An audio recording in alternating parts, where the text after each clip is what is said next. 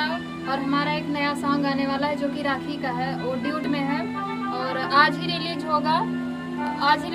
आप सब जरूर देखिए। और चैनल का नाम है पंकज अलबेला ऑफिशियल, जो कि पंकज अलबेला जी के साथ ड्यूट में है। तो फिर आप लोग देखिएगा जरूर और चैनल को सब्सक्राइब कर लीजिएगा। नमस्ते, प्रणाम, हर हर महादेव। कैसे हैं आप लोग? हम आपका छोटा भाई पंकज अलबेला तमाम श्रोतागण को हाथ जोड़ के प्रणाम करता हूं। और हमारा एक बहुत ही बढ़िया सॉन्ग आ रहा है रक्षाबंधन के, तो आप लोग प्यार दीजिएगा, ढेर सारा आशीर्वाद दीजिएगा, इतना शेयर कीजिए इस गाने को। ये गाना हमारे पंकज अलबेला ऑफिशियल पे चढ़ेगा और बहुत ही धमाकेदार ड्यूट सॉन्ग है। और प्रेमसी राव के साथ मेरा एक सॉन्ग बहुत ही बढ़िया। तो अभी कुछ आपको सुनाएंगे, बस उसका मुखड़ा सुनाएंगे आपको। जल्द ही रिलीज हो रहा है धमाकेदार सॉन्ग। अब ये आपको प्ले करके दिखाता हूँ, आपको थोड़ा सा सुनाता हूँ आपको।